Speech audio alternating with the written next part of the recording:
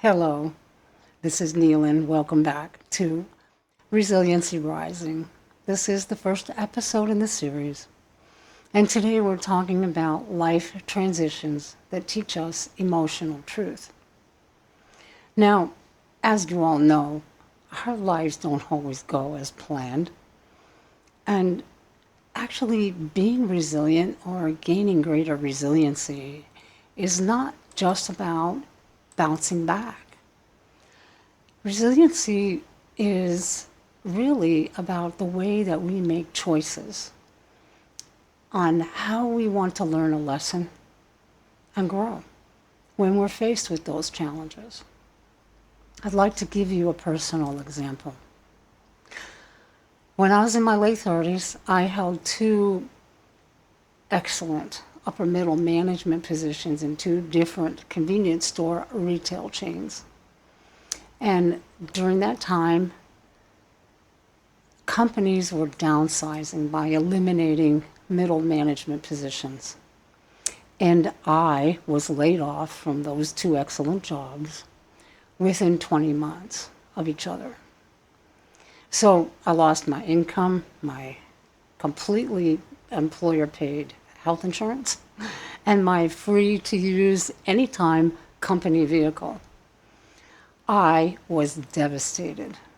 And in the beginning, I asked, why me? Why is this happening to me? Those thoughts kept me feeling miserable.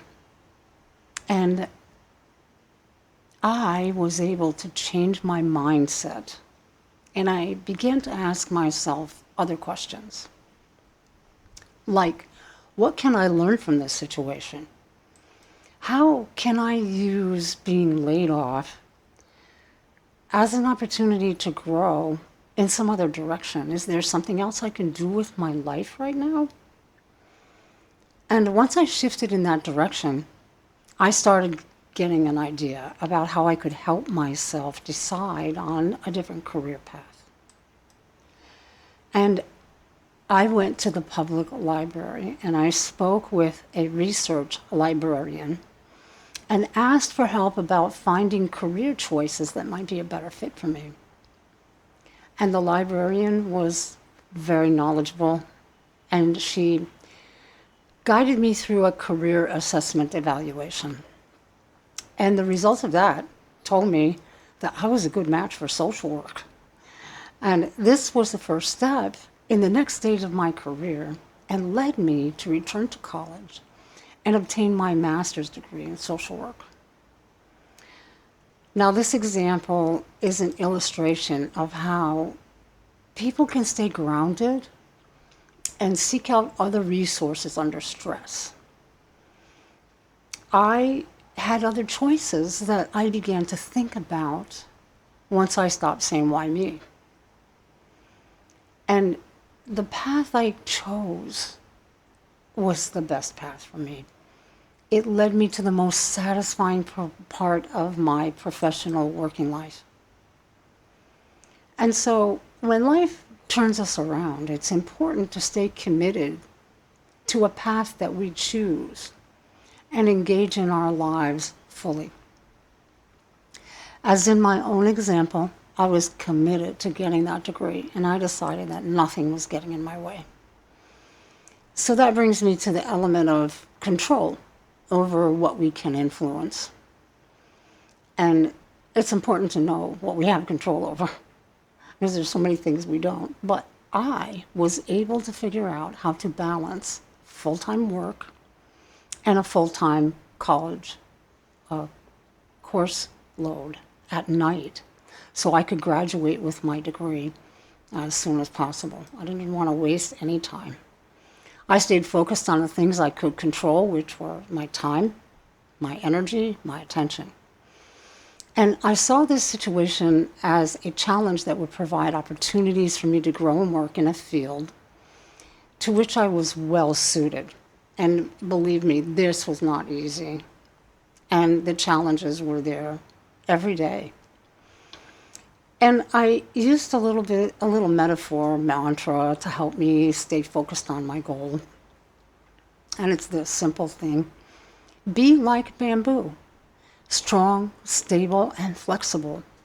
You can bend, but don't break. So when you feel knocked down by an unexpected event in your life and you ask, why me? Or say, I failed. Try a practical reframe as a first step. Instead of saying, why me? Try, what can I learn from this experience? Instead of I failed, try, well, that didn't work. What else could I do now? And I'll ask you a question. Do you have something that you can identify that runs in your mind that you tell yourself that you would be able to shift today to open some new possibilities for yourself? I'll give you some suggestions. Maybe create a daily ritual like gratitude journaling.